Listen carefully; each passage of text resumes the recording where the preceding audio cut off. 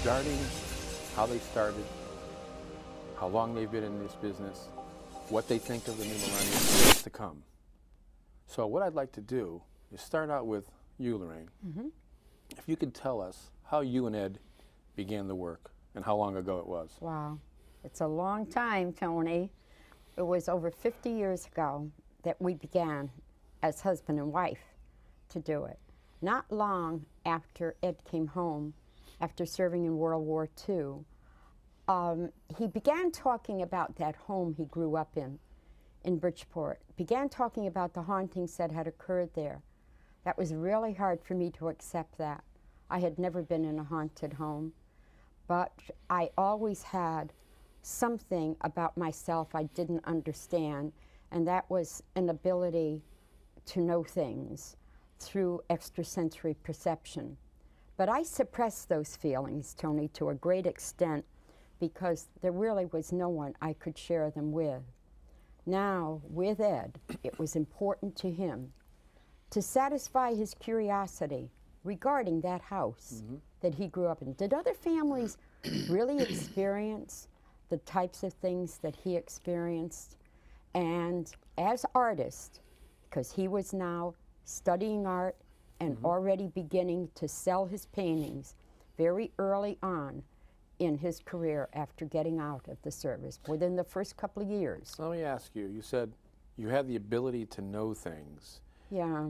What do you mean by that, and what year, how old were you? It started about 9, Tony, that I had the ability to, I could see lights around people and know things about these people, but I didn't quite understand it. But I always had tremendous faith. I still do. I always felt that through prayer, anything could be changed. If it was God's will, anything could be helped. And I always relied on that. But I didn't understand what I experienced. Also, the night I met my husband, and I knew I was going to spend my life with him, I fully did not understand that. That was my first outstanding thing that happened in my young adult life. Now, let me interrupt for one moment. Ed, I'd like you to address Yeah. that. Well, you got to understand, Tony, that there was a lot of confusion when I was small because my father, who was a police officer at that time, would always say to me, Ed, there's a logical reason for everything that happens in this house. These were not logical things. You don't see the spirit of an old woman coming out of a closet. Your bed doesn't shake. You don't hear pounding sounds. The room doesn't turn icy cold. You don't see lights flashing across the room. These were not logical things. My dad knew it. But on the other hand, he didn't want to frighten us. And he always felt that his religious beliefs were strong enough to take care of anything in that house because he was a very spiritual man. I don't think I ever know my father missing a day's Mass. He always made sure he went to Mass in the morning or went to church after work when he'd come home late at night. But he'd always make a visit to the church. So what I wanted to do was to find out if what he said was true. There's a logical reason for everything, Ed, but there wasn't. This is a house in Bridgeport? This is a house in Bridgeport, Connecticut on Jane Street. That was haunted. I lived there from the age of 5 until 12. This was my indoctrination into the world of the supernatural and preternatural. Now, I went to a parochial school, which is a Catholic school, and the nuns were constantly talking about apparitions, the Holy Ghost, spirits. You know, this was part of Catholic doctrine, still is today. So that I was familiar with that, and I would connect what was happening in my home with what was happening or in school, what they were telling me. And then I would hear this old priest talk about a man being possessed 2 streets down from where I lived, and that exorcism was going to be performed. Now, I was only a kid. I'm only 8, 9, 10 years old, you know. But I understood what they were talking about. I had an inner knowledge even at that time. A lot of people say to me, well, Ed, you're one of 7 religious demonologists in the country today. How did you become a demonologist? Did you go to school for that? Do you have some kind of a diploma or certificate? No. I was born a demonologist. I had the inner knowledge that I use today, In fact, a lot of priests will come to me and say, where did you learn about this? It wasn't anything I learned out of a book. And then, as Lorraine and I went from one case to another, 50 years ago, we'd put these cases into certain categories. Earthbound spirits, demonic, inhuman spirits, poltergeist. And we took all of this knowledge and we put it into 9 books that we have today. We're working on number 10. But this was important for us because as a kid, I'd read a book and it would be about a certain case of a haunting. And then I'd read another book. It was telling about the same haunting, but things had changed. One writer had changed it from the other. So I told Lorraine, we can't pay attention too much to what these people are saying in these books. We have to take the knowledge that we have, and that's the knowledge we'll put into our books. Do you remember like the first case you guys ever went on together? Do you know what it was? The Ocean-born Mary House in Was it? Henniker, New Hampshire. And it was in that house, Tony. Now, remember, we were up there to deliver paintings. But it was Ed was drawn to these places like a magnet. For those who perhaps haven't tuned in before, Ed and Lorraine are known artists. And I think they had panned in on one of Ed's paintings before we even began the program tonight. Can you tell us a little bit about that painting, Ed? That's a screen castle in Scotland. And of course, Lorraine and I do a lot of traveling. And I take pictures of haunted areas. When I get home, I'll do paintings of them. That's what this particular painting is about. But in my earlier years, when I left art school, I came home one day. I said to Lorraine, look it, all the tourist areas are opening up in Vermont, New Hampshire. Now we're talking early 1950s. Right. I know that if I do some quick paintings up, New England scenes, seascapes, landscapes, we could sell them for fantastic prices. We'll be rich. I said, we'll be on Easy Street. And I did sell them. How much? For $3, $4. But don't laugh, That was Tony, good money then. $3, you could stay overnight for $1 a piece in a cabin. Hot dogs were 10 cents. Hamburgers were 10 cents. Gasoline was 18 cents a gallon. So, you know, if I sold 4 or 5 paintings for $4 or $5, we were on top of the world. And we're hobnobbing with all these tourists. So it was a fun time for us. And I would say to her, I heard about this house. In fact, I'll give you a rundown on that.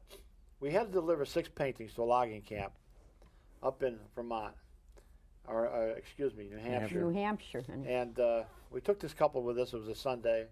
We started out early. We figured it would take us 7 hours to get up there, 7 hours to get back. We were kids. We didn't care. And we drop off the paintings for this kid who had bought them for his brother for his wedding. But on the way up there, we came to a sign, and it said Henniker. And I said, Henniker? Son of a gun, I said. I just read about Henniker, New Hampshire, about 3 weeks ago, a haunted house called the Ocean-born Mary House. And this kid in the back says, Ed, there must be a million Hennekers. We round the curve, Tony, and there's a sign there. And the sign says, this is the only Henniker on earth. Now, you have seen that sign. I've seen that you sign. and That sign is Judy. still there today. Still there You and today. Judy were there, yes. And that was over 50 years ago? You That was over 50 years ago. Yes. It's probably a different sign, but But the it sign is still still says there. the It same thing. says the same And thing. I said to them, this is a fascinating case. It's of a woman who was born at sea when the pirates attacked the ship her mother was on. Her mother became all excited and frustrated, had the child. The pirate captain came on board and said, if you'll name that child Mary after my mother, I'll spare everybody on board. No problem. The child was named Mary.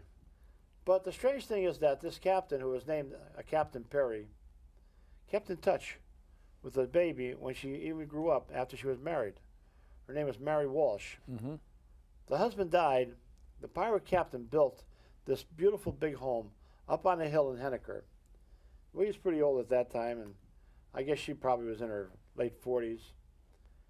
So with the husband being gone, he made her a deal. He said, look, if you'll come and be my housekeeper with your sons, she had 7 sons, very tall guys. Yep, and she was very tall. He said, you can live here for the rest of your life. Well, she took on that responsibility, but he was found murdered in the orchard one day, killed with a cutlass. I guess somebody was trying to find out where he hid his treasure. But Mary continued to live on in the house with her sons. And she lived there until she was 98 years old. But after she died, Tony, people would talk about a ghostly coach pulling up in front of the house where the well was. Her apparition would get out of the coach, go to the well, drop a package in, then go back to the coach and would drive off. Now, many people of Henniker said they experienced this haunting. There were two detectives from Concord who said, this is a bunch of bunk. We're going up there, we're going to spend the night. Well, halfway through the night, they got so frightened, they fled back to Concord. And that's what interested me. Why would two guys, detectives, gave their names and everything, be frightened of something in an old house? Really? Something happened. I wanted to know what that something was. So we get to Henniker. Where do you find out where there's a haunted house? The nearest college. New England College was in its infancy at that time. All the kids know about All kids know where Right. hauntings are, yes. Just go outside the village, go underneath the iron bridge, take your first left, up a dirt road to the top of the mountain. That's where the Ocean-born Mary house is. We did that. I want to tell you, it was late in October. The wind was blowing. Leaves were all off the trees. And this is the time that Ocean-born Mary's ghostly coach was supposed to show up. So we're going up there, and there was a strange whistling sound, sort of like air coming through a window. Maybe it was air coming through a window, but it had a very strange, eerie sound to it. yeah. And we get up there. Here's this huge, big, dark, stark house. Oh, you should No say- lights on. I've seen it I recently. park out in front. Oh, I said that's to this right, kid you've seen in that. back of me, Jerry, go up and knock on the door. See if you can get in the house. Now, this guy doesn't believe in ghosts. Ed, there's no way I'm getting out of this car and going up to that door and knocking on it. So we needed a volunteer. We shoved Lorraine out the door. No, they didn't Slammed the shove door me and out. locked it, and she went up. Nobody would go.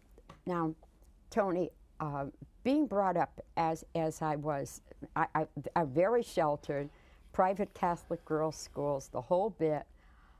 I never feared the dark.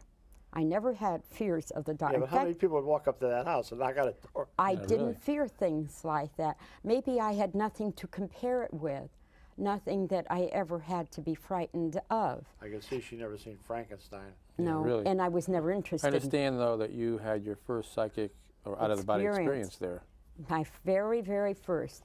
And in that home, Tony, as I listened, all I could think of as I listened to Mr. Roy tell Ed the story of that house and what he experienced and what his mother had experienced in the past was the sincerity in his voice. That is what that is what more or less I was listening to. I was listening to that, and I probably, Tony, was watching his aura, because that will tell a great deal about the person. But then all of a sudden, the room became very quiet, and my ears were ringing, and they rang so loud that it blotted out everything that was in that room. Then it felt as if someone came behind me. There was a tremendous jolt to my body, and I was out of my body. What a beautiful experience that really was. Today, as I speak to people, as I speak to everyone that's listening, I wish everybody could have an experience like that, because what it proves, Tony, is that we are truly both body and soul. Well, Ed, isn't it true that everybody will experience that at one point in their life? Well, out-of-the-body experiences are about as frequent as people breaking bones today. I would have to say that maybe 7 out of 10 people have that experience. But how I've about, never had but it how about myself. when they pass on from When this they life? pass on, Then they Oh, will sure. go out of Yes. the body, correct? yes. Isn't that how you classify? Their spirit would leave the body? Yes, at the moment of death, Tony. That is exactly what. Now, there are nurses, and there are doctors, and there are family members who claim to have actually witnessed that when people have They actually passed. see the spirit leave? They actually see the spirit leave a person at the moment of death. But to experience that while you are still very much alive, I know, that must be great. it It's is. just a transition from this physical body into the spirit world. But it was like my brother, who died recently. He was interested to a certain extent. And I never found out why he was never home at night until 2 days before he died. I said, Frank, where were you all those nights? I said, I'd be home alone. My parents wouldn't be there. My sister wasn't there. He wouldn't be there. I said, where were you? He said, I never wanted to tell you. He said, but I wasn't going to be in that house. Wow. He said, my room was right at the head of the stairs where the door would open up and the footsteps would come up. And he said how he would see this white glow. He said, I wasn't going to stay in that house, but I didn't find that out until 2 days before he died. Wow. He never told me about it. You know, that's really a long time ago that you guys started out, but I know you've had thousands literally of cases. Oh, God, yes. And I also know that you have a museum on your property. Yes. Now, Ed, would you want to just tell a little bit about some of the things, perhaps, that are in that museum that are really fascinating, scary things, perhaps, that you've collected over the years?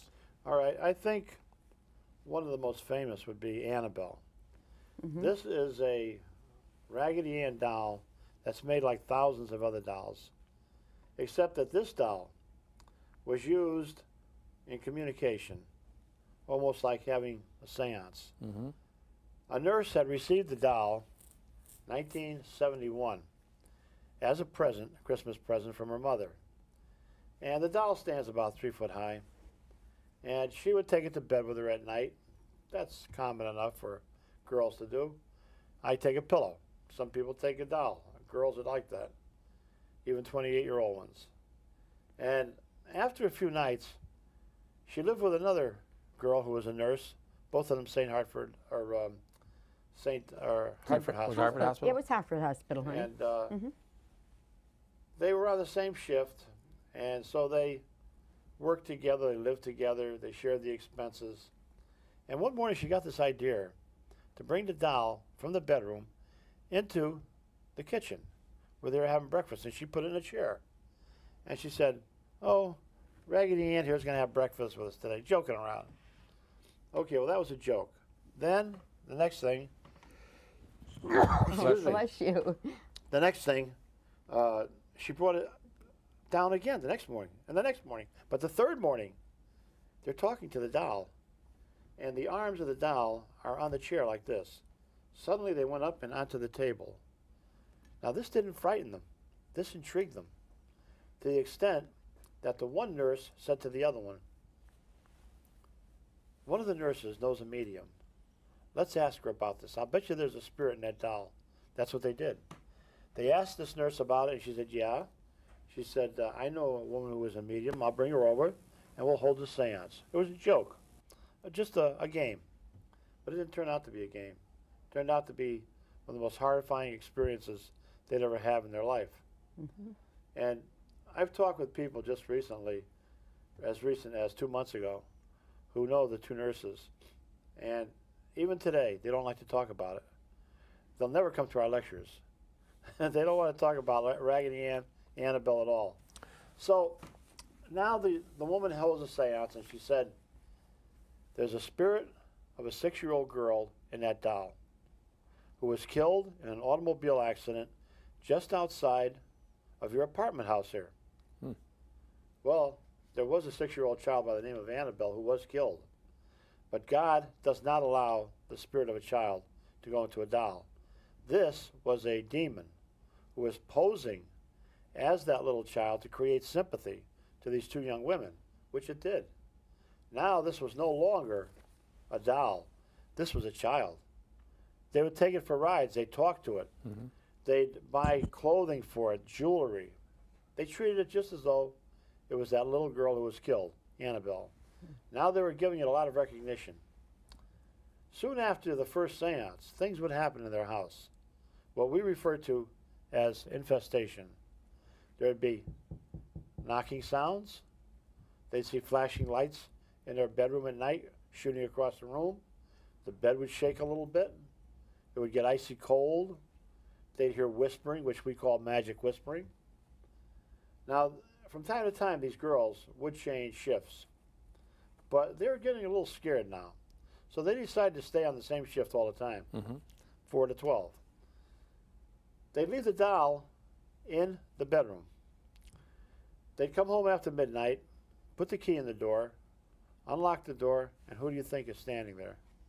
The Raggedy Ann doll. Standing there. Now that doll has flimsy legs. Yeah. If you try to stand it up, you can't. I've seen that doll stand.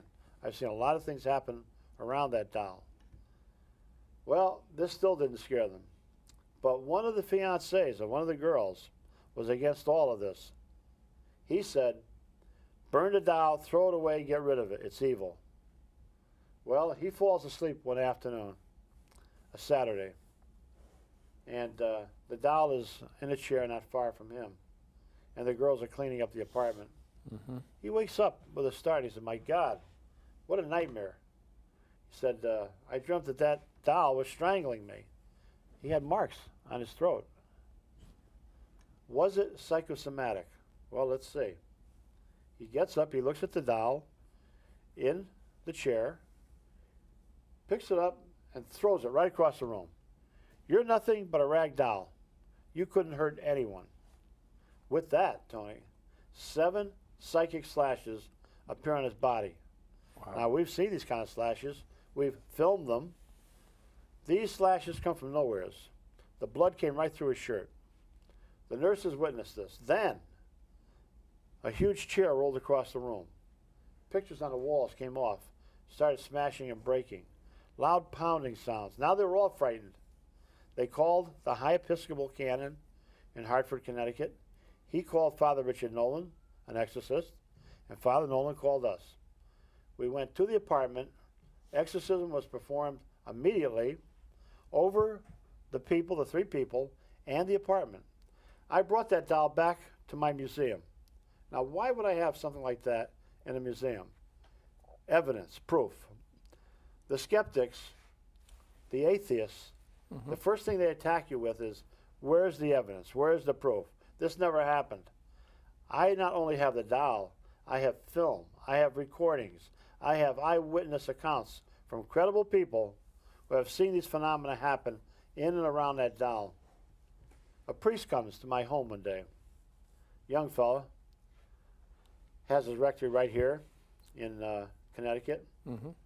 Ed, I'd like to take you and Lorraine for a ride in my new car. Very proud of it. We went with him. When he took us back, he said, what about this doll everybody's talking about? Because we had shown it on Channel 18, on a TV show we're on. Could I see it? I understand it puts slashes on people. I brought him into the museum. It's in a chair. Mm-hmm. He looks at it, just like the guy in Hartford. He walks right over to it, never said a word, picked it up and threw it right across the room. God is more powerful than a devil. I said, yes, Father. God is more powerful than millions of devils. But he wasn't. He found that out. Less than an hour later, driving home on Route 84, his brand new car went out of control. I know what he's talking about because the same thing happened to Lorraine and I when we talked about Amityville one time on Route 84. You can't control the car. Half of his car was sheared off by a tractor-trailer truck. He should have been killed, but he lived. God will only let the devil go so far. The last thing he remembered seeing was the image of that doll. Well, then a detective comes to our house. We're working on the murder of a little child. Lorraine often helps the police through her clairvoyance. I through my knowledge of ritual magic murders. After we were through, he said, Ed, could I go out to the museum there and look around? Sure, I brought him out. Now, this is a homicide detective. You were a cop. These guys are tough guys. They're used to seeing grisly sights, right? Mm-hmm. He looks around and he said, you know, of all the things in this building here, that doll there, I can't take my eyes off of it, the Raggedy Ann. It was still in the chair. Just then, the phone rang. It was a personal call. I told him I'd be right back, not to touch anything in that building. Mm-hmm. Everything in there was unholy, unblessed. Right. Well, I'm up there talking on the phone. I wasn't even there 10 minutes when all of a sudden I hear him coming up the stairs. This guy is a big guy, 6'2", 6'3", over 200 pounds, all muscle, used to seeing grisly sights. He's shaking. He can't hardly talk. I thought he was having a heart attack. I sat him down. I was going to call an ambulance. There was no 911 then. Called an ambulance, said, no, Ed, it's not that. I said, what's wrong? I just don't want to talk about it. He was embarrassed. Lorraine walked in. He looks at Lorraine. He said, I'll talk to Lorraine about it, but I don't want her to ever mention it again. She didn't have to. I knew what he did. I went back down into the building. Everything was knocked over. He had picked up the doll. He had picked up that inanimate object. Its aura mingled with his aura. And something so terrible occurred to that man that he resigned from the police department 3 months later. But that's not the end. We had a group It's almost of the end college of the students. show. We're almost out of time. So We're almost out of time. if you could Well, quickly end that one. A group of college students came one day. One of them said this is nothing but a bunch of bunk. I don't believe in it. He went over to the Raggedy Ann doll, which is in a case, knocking on it. He said, this doll can't do anything. I dare it right now to put slashes on me. I put him out of the building. Less than 3 hours later, that boy was dead. His girlfriend, who had been with him on a motorcycle, said he was laughing about the doll, smashed into a tree, head on, was killed instantly. His girlfriend was in a hospital for over a year. That's You unbelievable. don't challenge devils. I think we got a picture of the That's Raggedy Ann unbelievable. there. Yeah, I think we do somewhere here. Yeah. While we're showing this, I think we'd like to tell the website address, wouldn't we? Yes. If we could pan in on this here. Yeah, that's This will show Annabelle. the Annabelle. But why don't you give the website address, Lorraine? Okay, www.warrens, that's plural with an S, .net, And your address is P.O. Box 41, right? Monroe, Connecticut, 06468. That's And it. today is January 26th. The year is 2000, and it's Rod Vesey, our producer. It's his 40th birthday today, so we want to wish Rod a happy 40th birthday. And the man who had an encounter with the white lady. The same And Rod man. Vesey did have an encounter with a white lady several years ago, which someday we'll have him come on and talk about. In the meantime, we're glad to be back in the year 2000. We'll be back with more new shows. We thank our audience, and we'd like to also say one more thing. Good night, Jason, wherever you are. For Lorraine Warren, for Ed Warren, I'm Tony Spera. Good night.